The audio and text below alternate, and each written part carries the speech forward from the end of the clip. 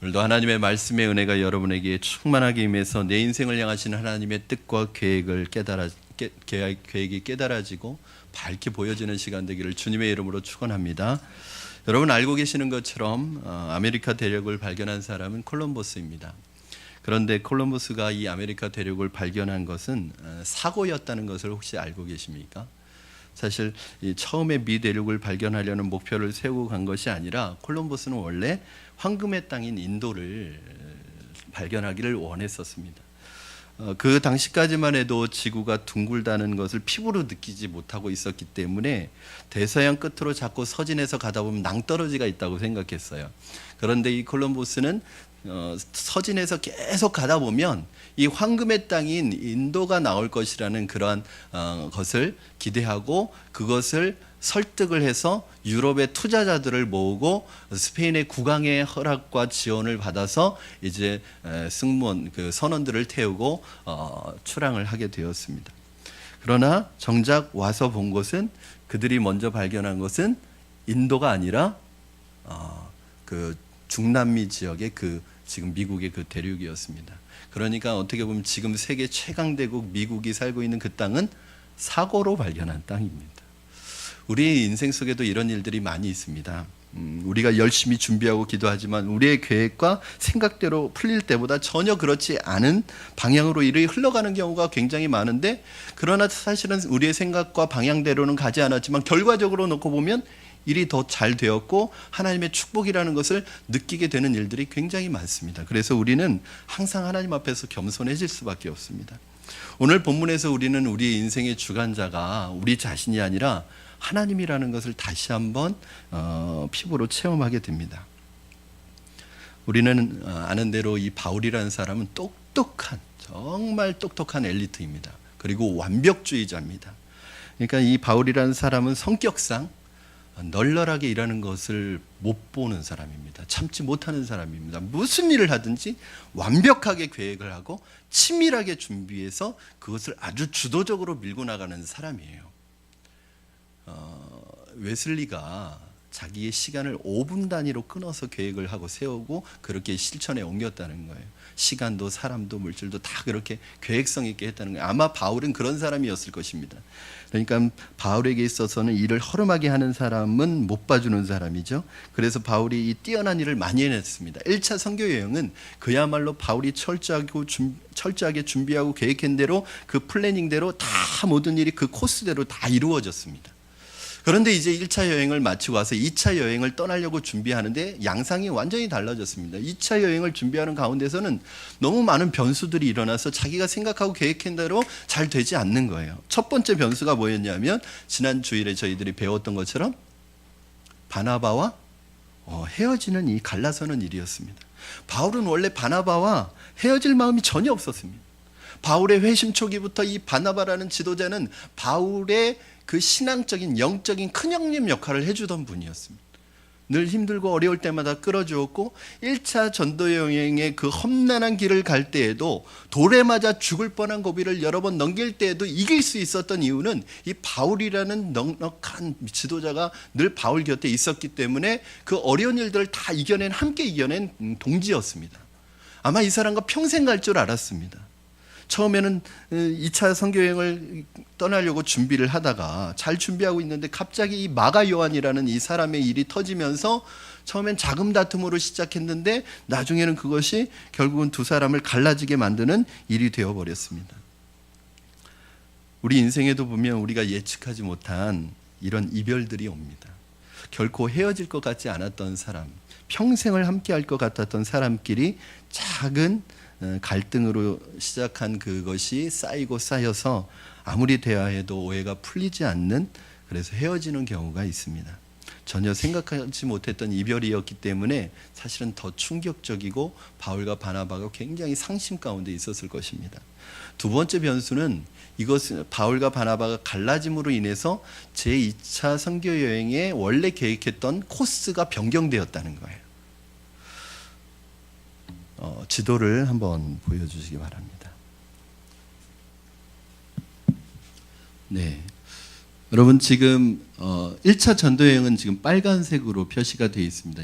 안디오게에서 출발해서 수리아 안디옥에서 출발해서 구브로 섬을 거쳐서 밤빌리아, 루스드라, 이고니온, 루스드라, 더베를 턴해서 다시 왔던 길을 돌아가는 이 코스가 1차 전도 여행이었습니다.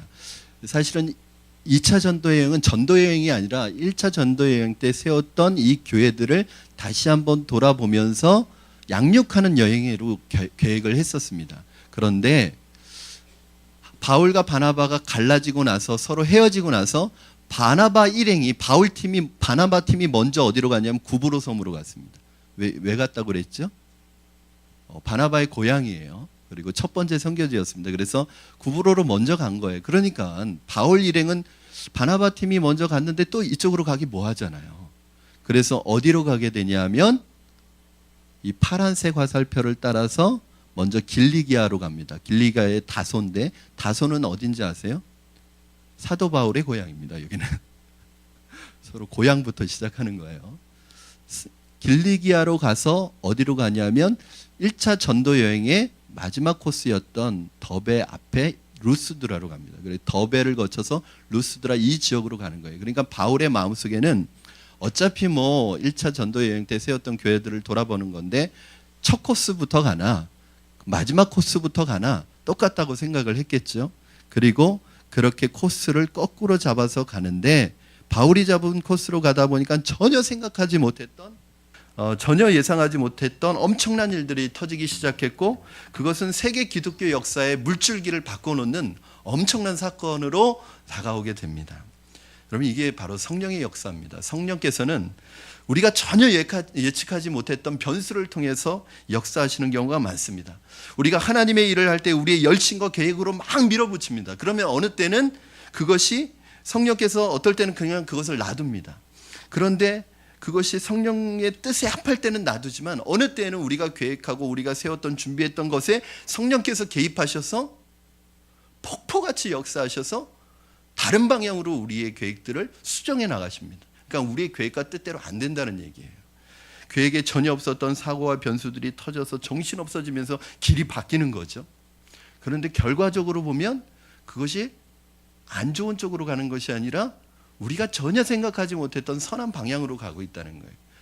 이때 제가 이 말씀을 보면서 생각났던 구절이 있습니다. 잠언 16장 9절 말씀.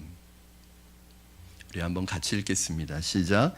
사람이 마음으로 자기의 길을 계획할지라도 그의 걸음을 인도하시는 분은 여호와시니라. 아멘. 여러분 사람이 마음으로 자기의 길을 영어 성경에서는 뭐라고 하냐면 his course라고 합니다. his course. 그러니까 자기 마음속에 자기의 생각의 코스가 있다는 거예요. 인생 코스가 있는 거예요. 그런데 그 인생 코스대로 가는 것이 아니라 하나님이 인도하시는 대로 간다는 것입니다. 우리가 어떤 사람은 10대 때, 20대 때 자기 인생에 대한 꿈을 꿉니다. 내가 20대에는 이런 대학에 들어가서 이런 공부를 하고 30대 때는 이런 직장에 들어가서 이런 위치에 있고 또 어떤 사람을 만나서 결혼할 것이고 사업을 하게 되고 50대 때에는 이렇게 되어 있겠지. 그런 꿈을 꿉니다. 지금 40, 50대 되신 분들 뒤를 돌아볼 때 자기의 생각대로 100% 이루어진 분 한번 손 들어 보시겠어요? 아마 없을 것입니다. 결혼부터 자기 뜻대로 안 됐죠? 최고의 이상형을 생각했는데 결혼해 보니까 그게 아니란 말이에요. 내가 생각했던 그 대학, 그 직업, 그 위치에 가 있습니까? 한국에서 살 줄 알았는데 이민을 가게 되고 미국으로 이민을 가게 되고 그 이민 간 곳에서 계속 살 줄 알았는데 또 어떤 일을 통해서 한국으로 다시 돌아오게 되고 내가 이 직장에서 평생 그 직장을 위하여 충성하고 그 직장에 다닐 줄 알았는데 어떤 일로 인하여 그 직장에서 나오게 되고 이대로 쭉쭉 가고 싶었는데 몸이 아파서 틀어지기도 하고 여러분 우리 인생이 우리 마음대로 되는 것이 아무것도 없습니다. 그런데 그것을 인간이 한 게 아니라는 거예요. 하나님의 사람은 특별히 하나님의 사람은 하나님께서 사고처럼 인생을 그렇게 주관하셨다는 것입니다. 그러니까 계획하고 준비하지 말라는 말씀이 아닙니다. 계획하고 준비하되 하나님이 코스를 조절하실 때 언제든지 바꿀 수 있는 마음을 열어두라는 것입니다. 바울이 이 변수 때문에요 틀어져서 코스를 거꾸로 잡고 루스드라 쪽으로 오다가 거기에서 뜻밖의 축복된 만남을 경험합니다. 거기서 누구를 만나죠? 디모데. 여러분, 이 디모데 놀라운 사람입니다. 이 디모데가요, 초대교회에 특별히 이 기독교 사도행전의 역사에 있어서 굉장히 중요한 역할을 하는 사람입니다.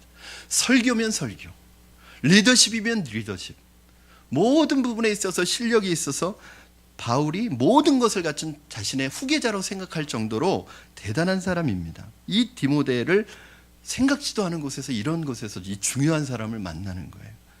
이 디모데는 유대인 어머니와 헬라인 아버지 밑에서 난 혼혈인입니다.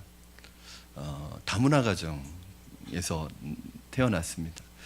여러분, 예전에는 그 혼혈이라는 것이 굉장히 핸디캡이 되었고 핸디캡으로 작용했지만, 요즘에는 글로벌 시대에 있어서 혼혈은 핸디캡이 아니라 장점입니다. 어떻게 보면 이 디모데는 유대인인 어머니와 헬라인인 아버지 밑에서 태어났기 때문에 유대인에게도, 즉 복음이 땅끝까지, 열방까지 세계적으로 나아가는 데 있어서 어쩌면 바울보다도 이 디모데는 더 적절한 사람이었다는 거예요. 유대인에게는 유대인으로, 헬라인에게는 헬라인으로 접근할 수 있는 이 장점을 가진 아주 최고로 적합한 사람을 만난 것입니다. 둘째로 디모데는 바울의 초기 사역의 열매였습니다. 무슨 말씀이냐면 1차 전도 여행 때 바울이 루스드라에서 어떤 일이 있었냐면 돌에 맞아서 죽을 뻔한 일이 있었습니다. 즉 루스드라에서 사람들이 핍박을 했는데 돌을 던져가지고요, 그 돌에 맞아서 죽은 줄 알고 사람들이 밖에다 내버렸어요. 그런 곳이었습니다. 그런데 많은 성경학자들이 디모데가 이때 루스드라에서 살았던 디모데가 10대 후반이라고 보통 예측을 합니다. 그런데 이 10대 후반의 디모데가 바울이 돌 맞아서 거의 죽을 뻔한 모습을 본 거예요. 여러분, 바울은 어떤 사람이냐면 스데반이 돌 맞아 죽는 것을 보고서 그의 평생에 이 스데반에 대한 그 강렬한 인상, 이 임팩트가 그의 가슴 속에 새겨지고 그 스데반으로 인해서 사실은 사도가 된 사람입니다. 그런데 디모데가 바울의 돌 맞는 그 장면을 보면서 바울과는 헤어졌지만 그 가슴 속에 이 바울이라는 사람이 아주 강한 임팩트를 가지고 심겨져 있었던 거예요. 그런데 그 바울이 지금 루스드라에 다시 돌아온 것입니다. 1차 전도여행 때 루스드라에 뿌린 복음의 씨앗으로 인해서 디모데의 외조모와 어머니와 이 디모데가 예수를 영접하고 복음을 받아들인 거예요. 마가 요한과의 결별로 인해서 젊고 유능한 동역자가 필요했던 바울에게 하나님께서는 이 디모데라는 젊은 동역자를 만나게 해주신 것입니다. 이때부터 바울과 디모데는 영적 사제지간이요, 영적 부모와 자녀 관계로 평생의 동역자가 됩니다. 그래서 이것을 보면 참 사람의 일이라는 건 잘 모르는 것 같습니다. 루스드라는 바울에게 있어서 어떤 곳이에요? 끔찍한 곳입니다. 왜? 죽을 뻔한 곳입니다. 돌 맞아 죽을 뻔한 곳입니다. 열매가 없는 줄 알았어요. 그런데 그곳에 이렇게 그 복음을 듣고 준비되어 있는 이 평생의 동역자를 만날지 몰랐다는 것입니다. 그때 뿌린 씨앗의 결과로 평생의 동역자요 후계자가 될 디모데 같은 인물이 나올 줄 누가 알았겠어요. 그러니까 여기서 여러분이 난 여기서 아주 실패했다고 생각하는 곳에서 가장 보배로운 꽃이 피어날 수 있는 것을 기억하시기 바랍니다. 제가 이제 청년 사역을 오래 해왔으니까 저는 특별히 설교에 대한 욕심이 많습니다.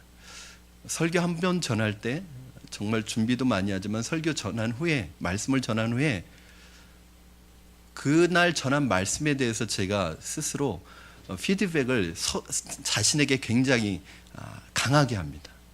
근데 어느 날은 제가 설교를 잘 준비했는데도 불구하고 아주 설교를 죽을 쓰고 내려온 적이 있어요. 제가 생각해도 너무 설교를 못한 거예요. 발음도 엉키고 제가 생각했던 게 머리에서 기억이 하나도 안 나고 그냥 머리가 하얘지고 무슨 영향 때문인지 몰라도 그날 설교는 완전히 망치고 제 일생 중에 가장 기억에 남는 설교입니다. 망치고 내려온 거예요. 그러면서 제가 제 방에 와서 제 사무실에 와서 얼마나 낙심하고 힘들어하는지. 근데 그날 저녁에 한 청년이 저를 찾아왔습니다. 목사님, 오늘 설교를 듣고 제 인생이 너무너무 고민하고 힘들어하던 인생의 문제가 해결됐습니다. 목사님, 오늘 설교는 저를 위한 말씀이었습니다. 그러는 거예요. 그리고 그 친구가 누구냐면 제가 제자 중에서도 가장 아끼는 제자입니다. 가장 하나님의 일을 열심히 탁월하게 했던 제자가 된 제자예요. 그러니까 여러분 모르는 거예요. 나는 실패했다고 생각했는데 그곳에서 하나님께서 가장 보배로운 보석 같은 꽃을 피우고 계신다는 거예요. 여러분, 그러므로 여러분 어떤 상황에서도 절망하면 안 됩니다. 낙심하면 안 됩니다. 하나님이 어떤 것을 안 주시고 다른 데로 돌리실 때 아마도 새로운 축복이 저와 여러분을 기다리고 있을 줄로 믿습니다. 2절에 보니까 디모데는 그 지역의 형제들에게 칭찬받는 사람이라고 했습니다. 하나님의 사람, 지도자가 되는 사람은 지도자가 되기 위해서는 자기만 잘해서는 안 됩니다. 여러분, 이때 디모데의 나이가 몇이었는지 아세요? 20살이었습니다.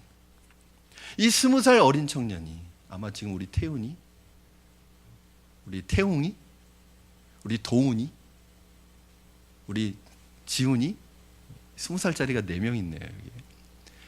이방인들에게 복음 외에, 예수 그리스도 외에 아무것도 강요하지 말아라. 율법의 멍에를 지우지 말아라. 복음의 자유를 주어라. 이렇게 딱 결정한 거예요. 교회가 결정한 거예요. 성령님과 함께. 그래서 그것이 모든 이방 교회에 퍼졌습니다. 전달됐습니다. 그런데 지금 막상 바울은 디모데에게 뭐 하고 있어요? 할례를 주고 있어요. 그렇게 막으려고 했던 할례를 직접 주고 있어요. 어떻게 된 일입니까?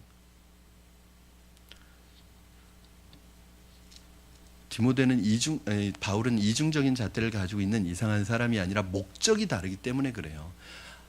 바울은 이 디모데에게서 뭘 발견했냐면 이 사람은 그냥 일반 교인이 될 사람이 아니라 앞으로 이 교회에, 이 초대교회에 정말 탑 리더십이 되고 정말 중요한 목회자가 될 거라는 것을 이미 알고 있는 거예요. 그래서 이 사람은 앞으로 세계 열방을 향해 나가고 또 교회의 중요한 역할을 할 때 아직 교회 안에는 누가 더 많냐면 이방인들보다는 유대인들이 훨씬 더 많은 거예요. 그러면 이 할례 안 한 것 때문에 그 유대인들과 계속 부딪힐 필요가 없는 것이죠. 그래서 이 바울이 디모데에게는 할례를 시킨 거예요. 왜냐하면 바울에게 있어서 할례는 중요하지 않습니다. 왜냐하면 할례 할 수도 있고 안 할 수도 있습니다. 디모데는 유대인과 이방인들을 동시에 리드해야 되고 할례를 받지 않으면 힘들단 말이에요. 그래서 바울이 전에 이방인에게 할례를 반대했던 이유는 율법주의자들이 이 할례를 구원의 조건으로 삼았기 때문에 반대했던 것이고, 지금 이 할례를 허락하는 것은 전도할 때, 많은 사람들을 상대할 때 이것이 더 유익하다는 거예요. 바울의 말은 간단합니다. 일종의 문화의 옷을 입혀주는 거예요. 문화의 옷. 즉 유대인에게 가서는 유대인의 방법으로, 헬라인에게 가서는 헬라인의 방법으로 복음을 전하라는 거죠. 여러분, 제가 장년부 설교를 할 때는, 그리고 저보다 어른들을 만날 때는 항상 정장을 말끔하게 입습니다. 왜냐하면 제가 여러분 청바지 입고 올라서 설교하면 제 설교 들으시겠어요? 들으실 것 같은데요. 지금 표정을 보니까. 여러분, 목사님 저렇게 옷을 왜 저렇게 입지? 아마 보수적인 분들은, 대다수의 분들은 거부 반응을 일으킬 거예요. 제가 여기 그 찢어진 청바지 입고 올라와가지고 힙합 모자 쓰고 설교하면 아마 하나도 귀에 안 들어올 겁니다. 제 옷 때문에. 그런데 저는 청년들에게 설교할 때는 남방 하나만 입고도 설교를 합니다. 청년 예배 때 설교할 때. 그리고 자켓 벗고 설교합니다. 그리고 중고등부에게 설교할 때는 티셔츠 청바지 입고 가서 설교도 합니다.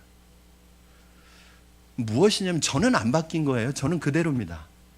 대상에 따라서 뭐만 바꿔 입는 거예요? 옷만 바꿔 입는 거예요. 왜냐하면 그들에게 다가가기 위해서. 여러분, 하나님의 말씀을 전하는 사람은 말씀을 받는 대상에 따라서 얼마든지 유연성 있게 바뀔 수 있는 준비가 되어 있어야 됩니다. 바울이 디모데에게 할례를 주면서 던지고자 했던 메시지는 뭐예요? 내가 유대인을 만날 때는 할례 받았다고 그래라. 그러나 헬라인을 만날 때는 그것을 강요하지 말아라. 할례는 받아도 되고 안 받아도 되는 것이다. 오직 중요한 것은 복음이고 예수 그리스도지, 만약에 복음과 예수 그리스도가 전해지는 것이 방해된다면 할례 받으면 안 된다. 이방인들에게 그거 강요하지 말아라. 이방인들이 할례 때문에 복음의 문이 닫힌다면, 걸림돌이 된다면 할례 못 받게 해야 되는, 강요하지 말아라. 그러나 유대인들에게는 할례가 유용하다면 그거 받으라는 얘기예요. 바울에게 있어서 중요한 건 그런 게 아닙니다. 복음입니다. 우리 고린도전서 10장 32절 33절 말씀, 바울의 얘기입니다. 같이 한번 읽겠습니다. 시작. 유대인에게나 헬라인에게나 하나님의 교회나 거치는 자가 되지 말고 나와 같이 모든 일에 모든 사람을 기쁘게 하여 자신의 유익을 구하지 아니하고 많은 사람의 유익을 구하여 그들로 구원을 받게 하라. 바울에게 있어서는 구원을 받게 하는 게 중요하지 할례 받고 안 받고 그거 중요한 게 아닙니다. 여러분, 이것입니다. 여러분도 불편하고 힘들더라도 복음을 전하는 대상에 따라서, 말씀을 전하는 대상에 따라서 항상 접근을 달리할 수 있는 이 복음의 유연성을 가지고 있어야 돼요. 어떤 분들은 고집이 너무 세가지고 자기 거 절대 포기하지 못하고 자기 방식으로 복음을 전하는 분들이 있어요. 여러분, 요새 전철 안에서 예수 전당 불신지옥 이렇게 하는 거 별로 좋은 방법 아닙니다. 물론 그것이 옛날에는 통했습니다. 옛날에 일제시대에는, 그리고 우리나라가 복음이 목말라 있을 때는 통했습니다. 근데 요즘은 어떤 분은 제가 봤는데 방언으로 전도하는 분도 봤어요. 제가 방언으로 전도할 땐 그 조건이 있습니다. 언어적인 방언일 때 가능합니다. 즉 언어 방언은 외국어 방언이에요. 외국어를 받는 거예요. 외국 가서 하면 되는 거예요. 그런데 비언어적인 방언을 전철 안에서 하면서 전도를 하면 뭐라고 그러는지 아세요? 미쳤다고 그러는 거예요. 이건 뭐냐 하면 복음에 대한 열정, 그분에 대한 열정을 무시하는 건 아닙니다. 그러나 문화에 대한 접근 방법이 틀린 거예요. 여러분, 이렇게 디모데를 데리고 사역했던 2차 선교 여행의 열매가 대단했습니다. 4절 5절 우리 같이 읽겠습니다. 4절 5절 말씀입니다. 시작. 여러 성으로 다녀갈 때 예루살렘에 있는 사도와 장로들이 작정한 규례를 그들에게 주어 지키게 하니 이에 여러 교회가 믿음이 더 굳건해지고 수가 날마다 늘어가니라. 아멘. 바울이 1차 선교 여행 때 들렀던 교회들을 다시 돌면서 복음을 전하고 이미 세워진 교회들을 다시 격려하고 말씀으로 다지니까 여러 교회가 믿음이 굳건해지고 굳어지고 어떻게 돼요? 날마다 수가 더해지더라. 여러분, 교회는 생명력 있는 공동체이기 때문에 질적으로 성장하면 양적으로도 반드시 성장하게 되어 있습니다.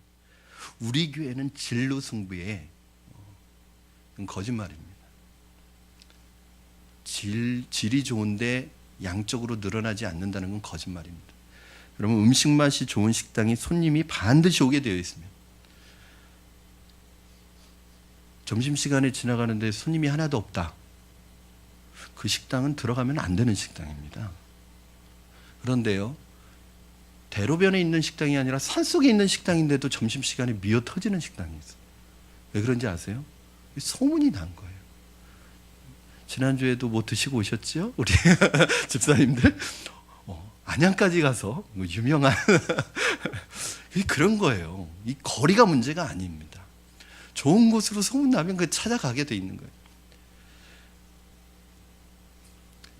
여러 교회가 함께, 한두 교회가 아니라 함께 가는 것입니다. 건강한 교회가 팀워크를 이루면 여러 교회가 함께 부흥하는 것입니다. 한국 교회는 너무나 개교의 중심적이에요. 그러나 한 그루의 거목도 중요하지만 더 아름다운 것은 울창한 숲입니다. 저는 우리 푸른나무 교회와 같은 제2의 제3의 교회들이 자꾸 일어나기를 바랍니다. 한국 교회 개척에 대한 열정이 다 죽어버렸습니다.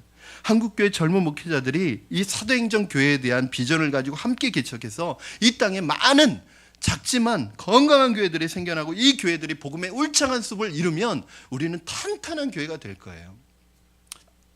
이것이 바로 교회의 건강성입니다. 성장하면 흩어지고 흩어지면 복음 전하고.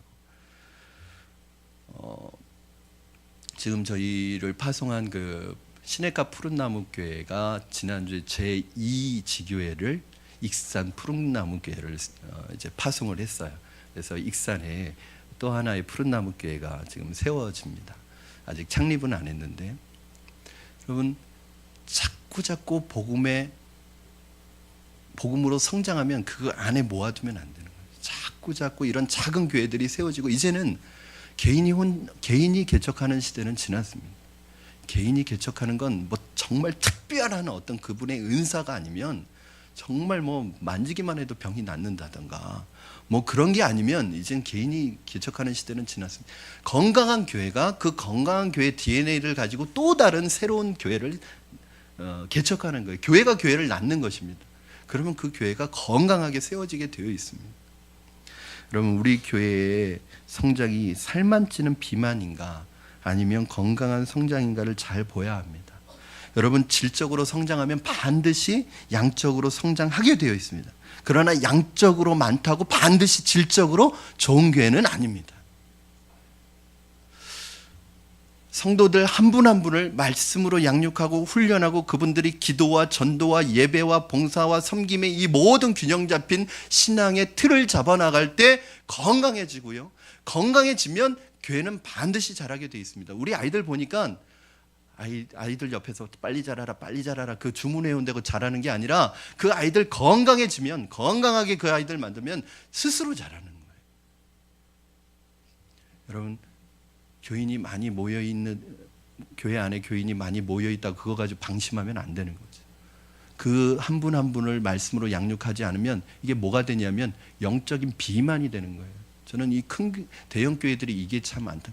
훈련을 강하게 만든 분들은 아주 강하게 받습니다. 그런데 대다수의 분들은 그 큰 교회에 좋은 그 놀라운 프로그램들이 있는데 그냥 왔다 갔다만 하는 거죠.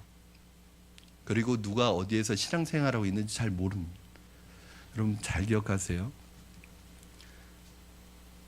건강한 교회는 반드시 양적으로 성장합니다. 그러나 양적으로 많다고 건강한 교회가 아닙니다. 양적으로 많은데 건강하지 않으면 이거 비만입니다. 그러면 비만은 만병의 근원입니다. 한순간에 훅 가는 수가 있어요. 한순간에 무너지는 수가 있어요. 비만증에 걸린 교회들은. 저희 교회는 참 좋습니다. 지금부터 정말 하나님의 방법대로 주님의 교회답게 성경대로 양육하고 훈련해서 성도 한 분 한 분을 구경꾼이 아니라 정말 예배자와 말씀 제자로 세워가는 이 사역에 만약에 우리가 지금부터 차근차근 해나간다면 저는 우리 교회가 뭐 대형 교회가 안 됐으면 좋겠습니다. 오히려 저는 어느 정도 교회가 되면 우리 성도님들과 한번 나눈 적이 있지만 교회 10주년이 되면 지금 2주년 지났는데 10주년이 되면 저희 지교회 만들 그러한 기도의 마음을 가지고 기도하고 있습니다. 저희 모교회는 43년 만에 첫 번째 지교회를 냈는데 저희는 10년 만에 그런 기도와 꿈을 가지고 하고 있어요. 교회가 몸뚱아리가 너무 커지면 안 되는 거죠. 어느 정도 커지면 또 떼어내고 또 떼어내서 작은 건강한 교회들이 세워져야 하는 것입니다. 저는 여러분이 우리 푸른나무 교회를 통해 하나님의 말씀으로 양육받고 예배와 봉사와 기도와 전도의 사람으로 균형 잡힌 성장을 이루어 가시기를 주님의 이름으로 축원합니다. 여러분, 영성은 계속 움직이는 거예요. 교회가 교회를 낳는 것입니다. 자전거의 페달을 멈추는 순간 자전거는 멈추게 되어 있습니다. 여러분 계속 전도의 페달을 밟고 기도의 페달을 밟아 나가시면 계속 여러분 성장해 가시게 되어 있습니다. 전도와 선교가 생활화되지 않은 사람은 반드시 영적으로 시험에 들게 되어 있어요. 저는 전도의 열정을 가지고 전도하는 분들은 시험에 들지 않습니다. 이게 전도가 복음에 대한 열정이 완전히 사로잡힌 분들은 시험에 들지 않아요. 왜요? 시험에 들 시간이 없어요. 그런데 전도와 선교가 생활화되지 않은 분들은 시험이 자주 옵니다. 여러분, 전쟁 최전방에 나가 있는 구인은 항상 긴장하고 있습니다. 왜? 언제 죽을지 몰라요. 영적인 최전방이 어딘지 아세요? 전도의 현장입니다. 그 전도의 현장에서 뛰는 사람은 기도가 멈춰지지가 않는 거예요. 예배가 멈춰지지가 않는 거예요. 왜? 예배가 죽으면 벌써 전도가 안 되니까. 기도가 죽으면 전도가 안 되니까. 여러분, 최전방에서 복음을 위해서 일하는 사람은 기도와 말씀과 이 모든 예배가 늘 살아나게 되어 있습니다. 엔진입니다. 엔진. 하나님의 성령은 사도행전 때나 지금이나 똑같은 성령입니다. 여러분, 10년 동안 10년 지나도 교회가 아무런 변화가 없다면 그건 부끄러운 것입니다. 왜요? 성령님은 그때나 사도행전의 성령이나 지금 성령이나 똑같은 성령인데 문제는 누가 문제인지 아세요? 우리가 순종하느냐 순종하지 않느냐가 문제입니다. 우리가 본문 6절에서 9절을 보면 열린 문과 닫힌 문의 신비한 법칙을 발견하게 됩니다. 6절에서 9절 말씀 같이 읽겠습니다. 시작. 성령이 아시아에서 말씀을 전하지 못하게 하시거늘 그들이 부르기아와 갈리아 땅으로 다녀가 무시아 앞에 이르러 비두니아로 가고자 애쓰되 예수의 영이 허락하지 아니하시는지라. 무시아를 지나 드로아로 내려갔는데 밤에 환상이 바울에게 보이니 마게도냐 사람 하나가 서서 그에게 청하여 이르되 마게도냐로 건너와서 우리를 도우라 하거늘. 아멘. 자, 지금 성령께서 아시아의 전도의 길을 막고 계십니다.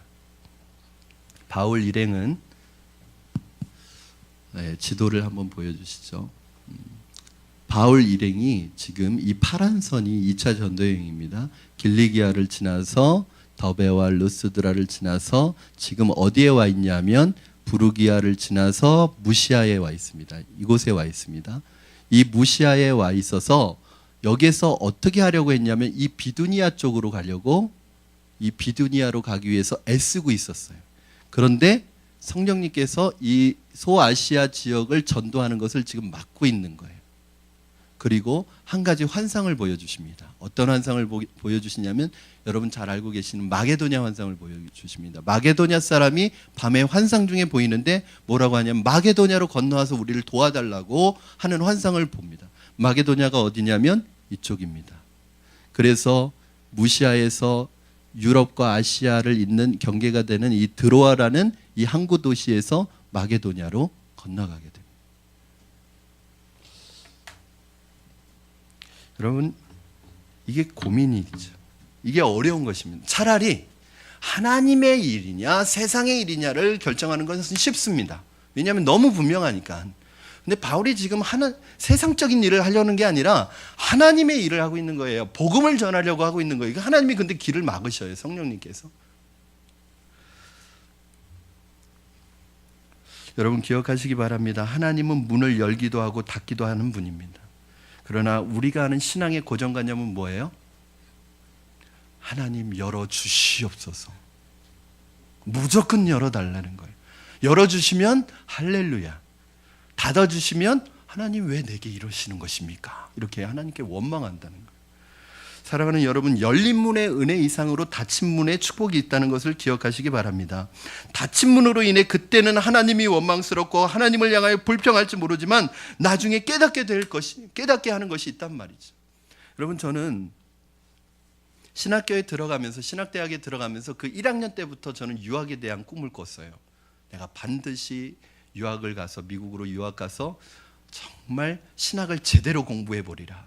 10년 동안 이 꿈을 키우고 이제 준비를 하고 이제 10년째 되는 해 실제로 제가 지원한 학교에서 입학 허가가 떨어졌습니다.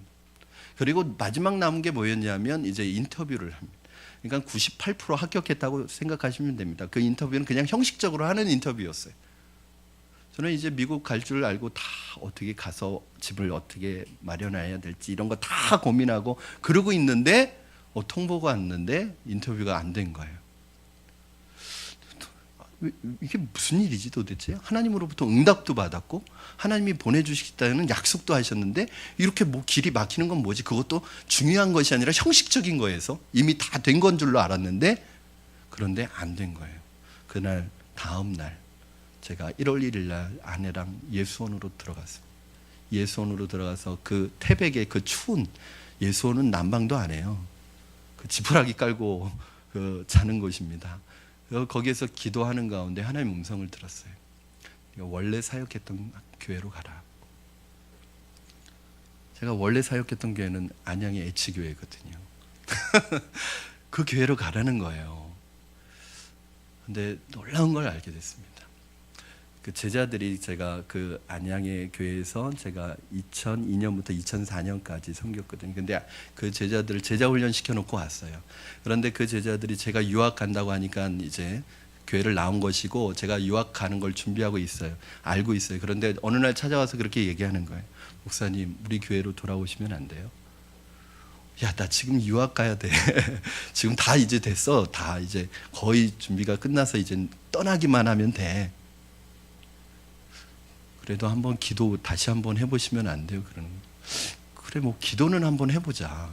기도는 해보지만 뭐 다 결정이 된 거니까 한번 너희들도 한번 기도해봐라. 근데 이 아이들이 금식 기도를 한 거예요.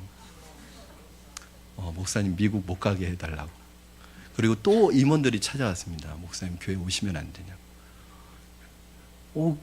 그냥 기도해보자 우리. 하나님께서 뭐 보내시면 보내시는 거고 그건 제 마음이 아니죠. 그냥 형식적으로 하는 말이었죠. 근데 이 아이들이 제 말을 듣고 금식 기도를 한 거예요. 하나님이 기도 응답, 제 기도보다 그 기도가 더 셌던 거예요. 하나님이 이 길을 다 된 길을 막으시고 그 교회에 제가 3월 달에 부임을 했는데요. 놀라운 것은 1월달 요람에 제 사진이 실려 있었어요. 제가 가기 2달 전에. 사실은 그때는 제가 오케이도 하지 않았을 때입니다. 그 교회의 교역자 한 사람 때문에, 청년부 담당 교역자 때문에 청년들이 완전히 심취에 빠졌었던 거예요. 그래서 정말 목사님이 필요하다. 여러분, 그 교회로 제가 하나님의 음성을 듣고 갔습니다. 그리고 정말 열심히 사역해서 간지 한 2년 만에 청년부 예배 출석 인원이 80명을 넘어갔어요. 제적은 뭐 100명이 넘고요. 예배 출석 인원만 80명이 넘어갔어요. 별로 안 놀라시잖아요, 여러분. 큰 교회에 있다 오신 분들은 이거 잘 몰라요. 그 성도 전체가 한 예배 출석 인원이 한 250명 되는 교회에서 청년이 한 거의 100명 가까이 된다니까요. 그 지역에서는 큰 청년부였어요. 근데 여러분, 그것이 바로 하나님의 계획이 있었던 것이, 하나님이 막으실 때는 반드시 다른 길을 열어주십니다. 그리고 그 길에 순종하면 하나님의 뜻밖의 은혜가 기다리고 있는 거예요. 그곳에서 사역 정말 열심히 하고, 또 만약에 제가 유학 갔으면 아마 저와 여러분 지금 못 만나고 있을 거예요. 지금 아마 열심히 공부하고 있을 겁니다. 이렇게 교회를 개척하지도 않았을 거예요. 여러분, 뭔가 열심히 하고 있는데 자꾸 길이 거기 막히면 거기에 하나님이 개입하고 계시다는 사실을 기억하시기 바랍니다. 물론 마귀가 방해하는 경우도 있습니다. 그래서 우리는 이 둘을 잘 신중하게 분별해야 되는데, 만약 마귀가 막고 있는 것이라면 뚫고 나가야 됩니다. 그러나 하나님이 막으시는 것이라면 주의 깊게 살펴서 다른 길을 찾으십시오. 하나님이 어떤 길을 막으실 때는 반드시 다른 길을 열어놓고 막으신다는 거예요. 하나님이 소아시아를 막으실 때는 유럽을 열어놓고 막으신다는 거예요. 하나님이 열어주시는 길도 없는데 대책 없이 그냥 거기 매달리면 안 되는 거죠. 여러분이 결정해놓고 그 길을 따라가지 마시기 바랍니다. 여러분이 생각한 것을 주장하면서 하나님도 그 길로 가셔야 된다는 논리를 기도로 펴지 마시기 바랍니다. 하나님이 막으시면 순종하여 다른 길로 가시기 바랍니다. 그러면 하나님이 열어놓으신 문은 어떤 문이냐? 바울에게 환상이 보였습니다. 마게도냐 환상이었습니다. 이 환상의 의미는 이제 소아시아에 전도하지 말라는 말씀이 아니라 소아시아에 머물러 있지 말고 너의 지경을 넓히라는 거죠. 그물을 넓게 치라는 거예요. 소아시아에 전도하지 말라는 게 아니라 소아시아에 머물지 말고 이제 유럽으로 건너가라는 것입니다. 이처럼 하나님의 생각은 우리의 생각과 다릅니다. 하나님이 좋아 보이시는 것과 우리가 좋아 보이는 것은 다르게 되어 있습니다. 열린 문과 닫힌 문의 법칙을 잘 이해하셔야 합니다. 어떤 것은 내가 노력해도 안 되는 것이 있는가 하면, 어떤 것은 내가 노력하지 않는데도 그냥 문이 쭉쭉 열리는 게 있어요. 여러분, 잘 분별하셔야 됩니다. 10절 말씀, 이럴 때 하나님이 열린 문을 두실 때, 문을 닫으실 때 우리는 어떻게 해야 됩니까? 10절 같이 읽겠습니다. 바울이 그 환상을 보았을 때 우리가 곧 마게도냐로 떠나기를 힘쓰니 이는 하나님이 저 사람들에게 복음을 전하라고 우리를 부르신 줄로 인정함이로라. 아멘. 할렐루야. 여러분, 그러므로 열린 문과 닫힌 문 앞에서 우리에게 주어진 태도는 간단합니다. 열린 문이 나오면 어떻게 해야 돼요? 주님 말씀하시면 내가 나가리다. 이렇게 하고 나가셔야 돼요. 닫힌 문을 딱 두시면 어떻게 해야 돼요? 주님 뜻이 아니면 내가 멈춰서리다. 이렇게 하시면서 멈춰야 돼요. 그런데 자꾸 이게 우리가 쉽지 않은 거예요. 왜냐하면 주님이 문을 막아놓으시면 그 문 붙들고 열어달라고 계속 기도하고 있는 거예요. 또 어떤 분은 가라고 열어주시면 안 가겠다고 또 뻗팅기는 거예요. 청개구리. 사랑하는 여러분, 오늘 바울처럼 하나님이 문을 닫으시면 멈춰 서시고 하나님이 문을 열면 앞으로 나아가시기 바랍니다. 이 마게도냐 환상이 왜 중요한가? 이 바울의 순종으로 말미암아 이제 예루살렘에서 시작된 복음이 유대와 사마리아와 아시아를 넘어서서 유럽으로 복음이 전해지고, 이 유럽에 전해진 복음으로 말미암아 유럽의 신앙의 전성시대가 오게 되는 그 첫 발자국이 오늘 바로 이 역사의 복음의 물줄기를 바꿔놓는 이 사건이 계획되지 않은 일 속에서 일어나는 거예요. 계획되어 있지 않더라도, 내가 생각한 것이 아니라도 하나님이 문을 열면 나아가시는 여러분 되기를 주님의 이름으로 축원합니다. 여러분, 이것이 바로 하나님의 사람입니다.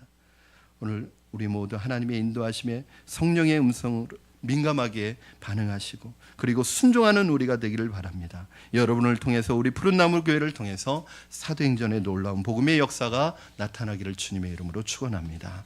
우리 이 시간에 찬양하고 함께 기도하시겠습니다. 때로는 내 생각대로 내 계획대로 일이 이루어지지 않고 영 틀어지는 것 같은 느낌이 있을지라도 실망하거나 여러분 낙심하거나 원망하지 마시고 주님 말씀하시면 주님이 열어놓으시면 가겠습니다. 주님이 닫으시면 멈추겠습니다. 주님 앞에 순종함으로 말미암아 복음의 역사의 도구로 쓰임 받기를 원합니다. 그런 마음으로 우리 한번 같이 찬양하시겠습니다.